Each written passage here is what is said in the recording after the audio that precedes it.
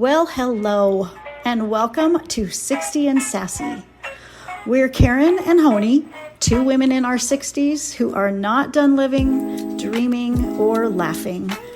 Each week, we dive into the beautiful mess of midlife and beyond with no rules, no filters, just real talk. Thanks for listening in. Enjoy.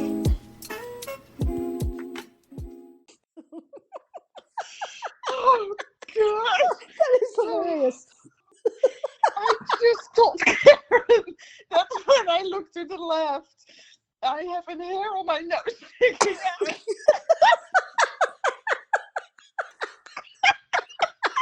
Hair on your nose, but only when you turn to the left, you're noticing it? Oh, Oh, that is so funny. oh my Whew. gosh, now I can't see anything through my running mascara. Anyways, welcome back, everyone, to 60 Oh, and Sassy. Oh, it's just been quite a day, but today we want to talk about something that really is important and it matters as we move through life, and in particular now, since we're in our 60s, becomes really relevant. And it's the topic of legacy. oh, yes. Okay, sorry. Oh, I'm so sorry. Okay, just picturing it.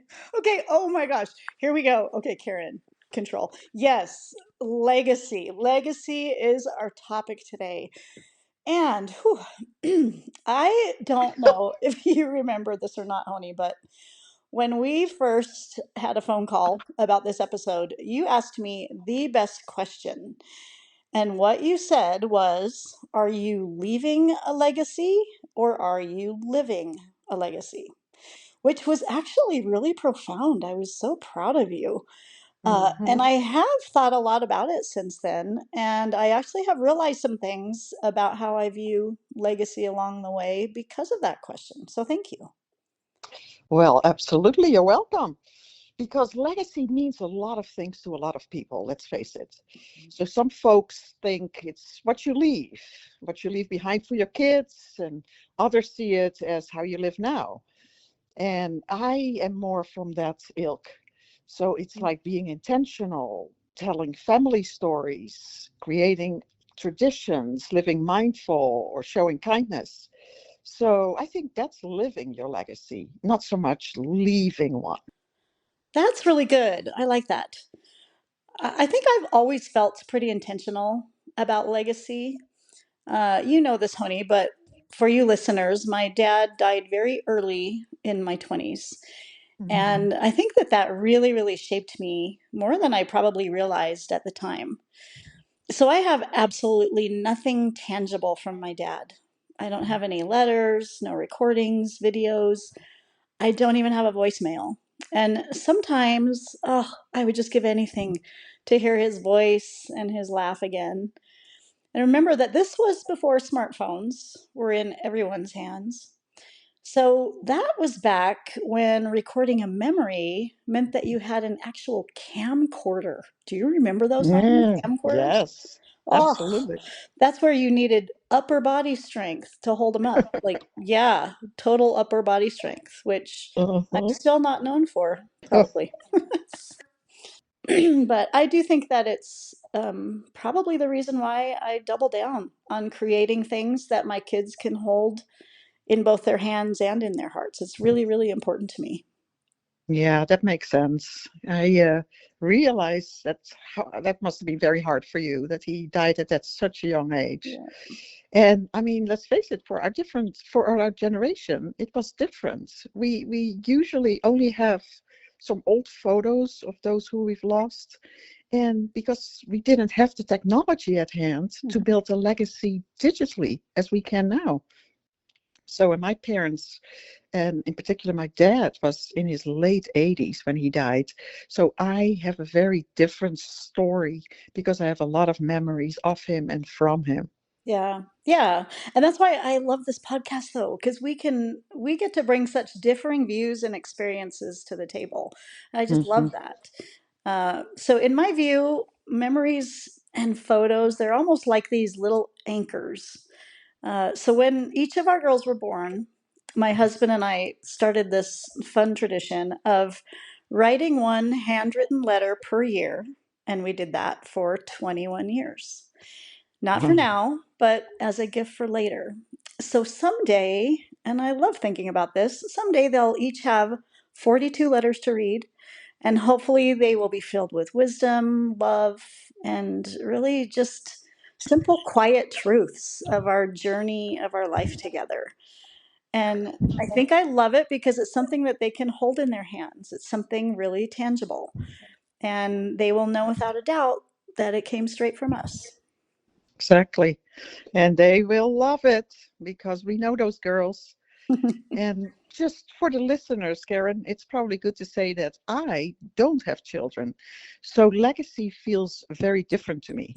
And I'm glad we can bring those both perspectives to this episode. And my view may also connect with folks who have kids, but they are estranged and not that close, or not that close, actually. So there's not one path. Our unique experiences in life shape how we think about legacy. Yeah. Oh, totally. And I love that you mentioned many who might be estranged or distant from their children. And we Hmm. do hope that our differing lenses connect with many of you who have had those similar experiences. Legacy really does look so different for each of us, which makes it even more meaningful, I think. Hmm.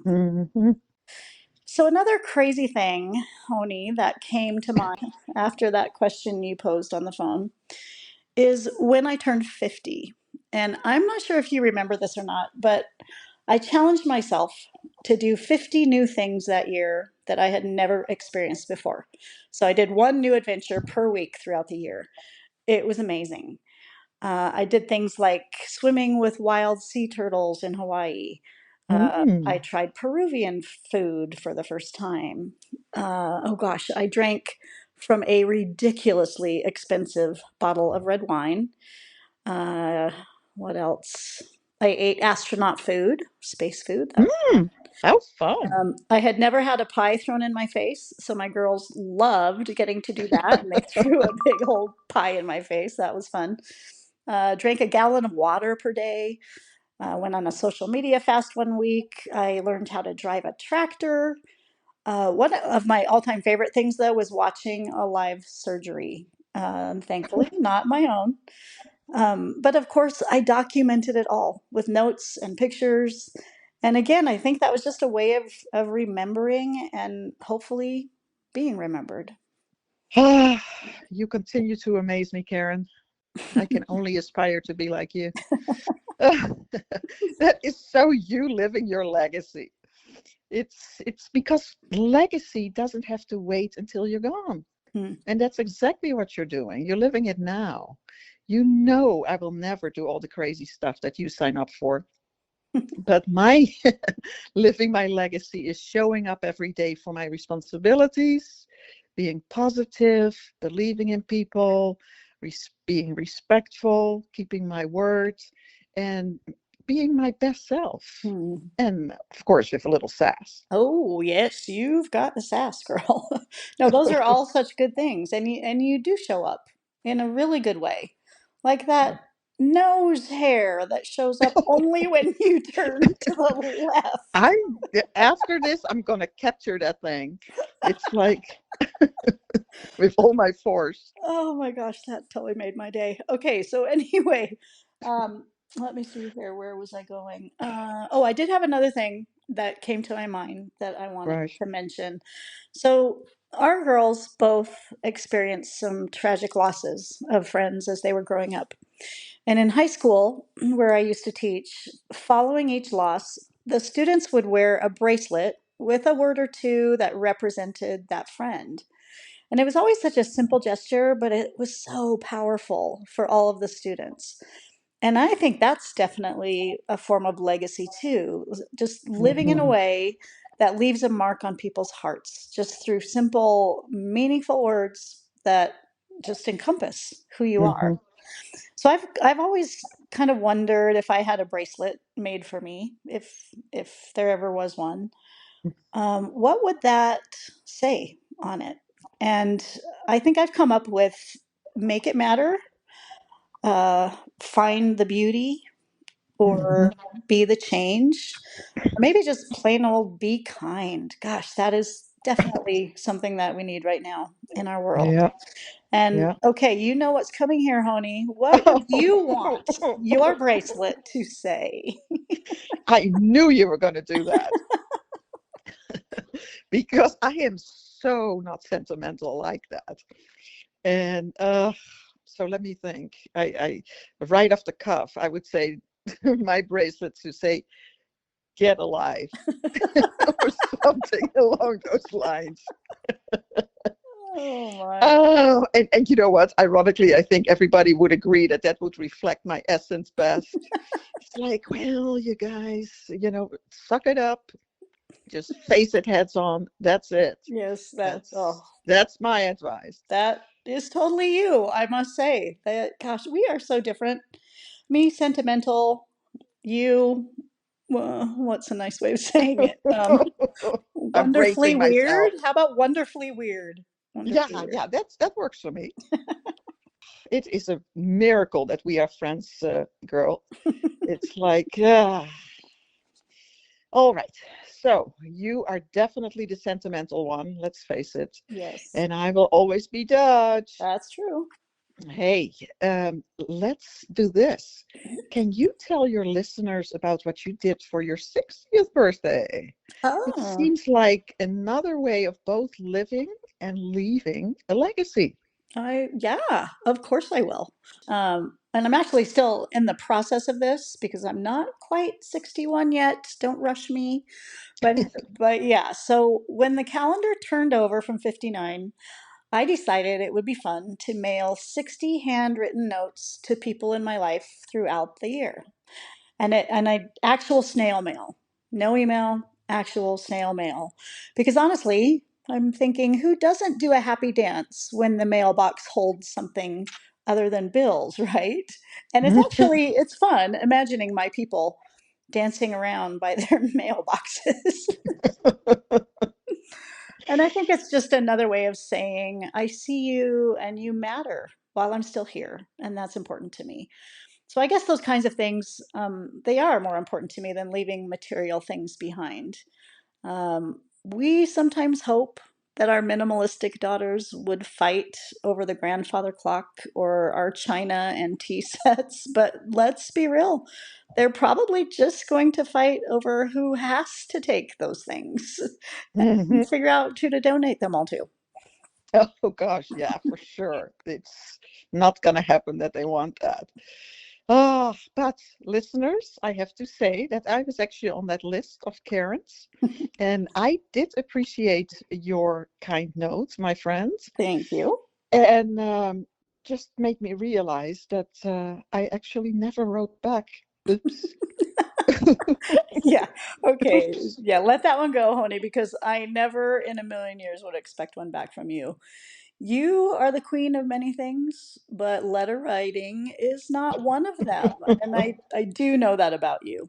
And I have accepted my role as the pen pal in this friendship. So no worries. Yeah, no worries. Oh, what a good, kind friend you are. Oh well. So the bottom line, listeners, what with me not having children to leave or pass down things to, it's like a different world than for Karen. And just for some context, because this may be of interest to some of you, I am the co-founder of a boutique design company called Lifezine, and we write life story magazines for people, enabling them to summarize their life story, and then we design them into a beautiful magazine format. So I get to take people's memories, their photos, their inspirations, the little wisdom that they want to leave behind, and create something they and their families can cherish for generations to come. Oh, that is so amazing. I love that you do Mhm. that. This Mhm. topic is actually so perfect for me, for me, for you. Yeah. I mean, you do this every single day. And what you Mhm. do helping people put their stories into something beautiful, it really is such a gift. You're kind of like the fairy godmother of memory keeping, but maybe with less glitter. I don't know. Exactly. Yeah, it's something along those lines. It just better fonts, Karen. True, Getting that's to the true. 21st century. It's like, yeah, we always say, you know what? We create stories that are beautifully told. Design and words go hand in hand. It's not just a keepsake. I just want to make sure that you realize that, but it's also just giving people permission to gather their stories and celebrate them also when they're alive. Because many of us think that leaving a legacy is something that people will talk about after we're gone. But I mean, why not enjoy it now? Mm. Let's celebrate, let's share, let's just do that with your close family and friends. I mean, my motto has always been listen to your life, because you'll find all kind of nuggets for your purpose and passions, because an unexamined life, people, is not worth living. Oh, thank you, Socrates. Hmm. Wow, mic drop here. That Just was saying. amazing. Yeah. Hmm.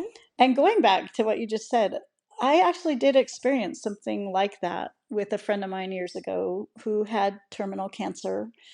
And her family threw her a celebration of life party while she was still alive. It was incredible. People came from everywhere and shared stories, and we laughed, we cried, we gave her lots and lots of hugs, and she got to be a part of it. And so I do wonder, you're right. Why don't we do that more often? Why do we wait to say the good stuff? I Hmm. feel like it's almost like saving the good china for a guest who never arrives. I think like we can do better. We can do so much better than that. Oh, absolutely. Yeah, no, I absolutely agree. And so let's normalize living wakes. That's Mm, what I say. yeah. I think it's beautiful. Celebrate people when they're alive with the balloons, cakes, stories, and hugs, as you're saying. And people would be so grateful if the essence of their life is already on paper. And it feels like a very honoring thing to have, especially at that time. So, no, I love what I'm doing and love that legacy piece. Yeah. Oh, for sure. Yeah, it's amazing. And it seems to be I don't know. I think sometimes that legacy for me is just about leaving breadcrumbs, like letters, notes, photos. And that's because I know what it's like to not have them, I think. Um, Even this podcast really is a form of a breadcrumb. In fact, Mhm. during COVID, maybe fueled by boredom and maybe a little wine, I I did challenge myself to launch my very first podcast. So this is actually my second podcast here. But my first one, I decided to title it Extraordinary Moments from an Ordinary Life. And yes, I know that's a mouthful, but in my defense, naming things under the influence is risky business. And that is what I came up with. But you know what? I could have named it something like Karen's quarantine quips or something like Mm. that, right? So there. So I'm sticking with extraordinary moments from an ordinary life. But I did it so that my girls could hear stories of my laugh long after I'm gone, and also while I'm still here. And yeah, actually, shameless plug here. It is still out there wherever you listen to your podcasts. Wink. Mm. But moving on. In my view, it's not about living forever because that's not going to happen as we all know. It's more about creating something that might live forever. Yeah, I like that. Ooh, creating it day by day in the way you show up. I mean, the choices that we make, the stories and the wisdom that we share with everybody around us now. Yeah. So, listeners, sometimes we're leaving and sometimes we're living the legacy. But the key is to be intentional either way, I would say. Yes, for sure. Yeah. Okay, well, let's circle back to that brilliant question you asked me on your call. Here is your question this week, listeners. Are you leaving a legacy or are you living a legacy? Or maybe it's a bit of both. So take some time to reflect on that and see where you want to go with it. and decide what is important to you. Right. And so I'm going to add on here, is there anything you want to leave behind for somebody you love? Something they can hold in their hands or hearts years from now. Legacy doesn't have to be complicated. It could be a letter, a tradition, a shared adventure, or even just a word on a bracelet, as Karen's explained. That is so good. It really is the little things that become the big things, right? The memories, the laughs, the silly traditions. And we do have a lot of those in our family, which I love. And if we can leave a trail of kindness and humor behind us, I think that's a legacy worth leaving for sure. Exactly. So, listeners, here is our quote for today. Legacy is not leaving something for people, it's leaving something in people. Hmm. You may have heard it before, but we just wanted to remind you because we think it's so good. Yeah. So good. Yeah. So think about that and let us know your thoughts on legacy, how you're living it, what you hope to leave behind, that kind of thing. We do so much love hearing from you all. So always feel free to email any comments and even topic ideas, what you'd like us to do in the future. And our email again is lifemoments@mail.com. And it's also very helpful to us if you'd like to leave us a quick review and 5 stars if you are enjoying this podcast. It does help us to grow and to reach more people, which we would love to do. So to close us out here, I want to leave you with one more gem of a quote that I recently happened upon. And trust me, you are going to thank me for this one. Okay, here it is. You can't make footprints in the sands of time if you're sitting on your butt. And who wants to make butt prints in the sands of time? Brother. I know, but doesn't it crack you up? Oh, no. Hold on. I'm just now getting to the bottom of it. We really can be a pain in the ass, can't we? Okay, until next time, everyone. Bye. Well, thanks for spending time with us here on 60 and Sassy. If you laughed, nodded along, or maybe just felt a little less alone, that's the magic that we're here for. Please make sure to follow the show so you never miss an episode. If you're loving what you hear, we'd be so grateful if you'd leave a quick review or share the podcast with a friend or a family member. Do you have any thoughts, feedback, or topic you'd love us to dive into? Please drop us a line at lifemoments@mail.com. We'd truly love to hear from you. We'll be back soon with more laughs and real talk. Until then, stay true and authentic, be kind, and never lose your sass.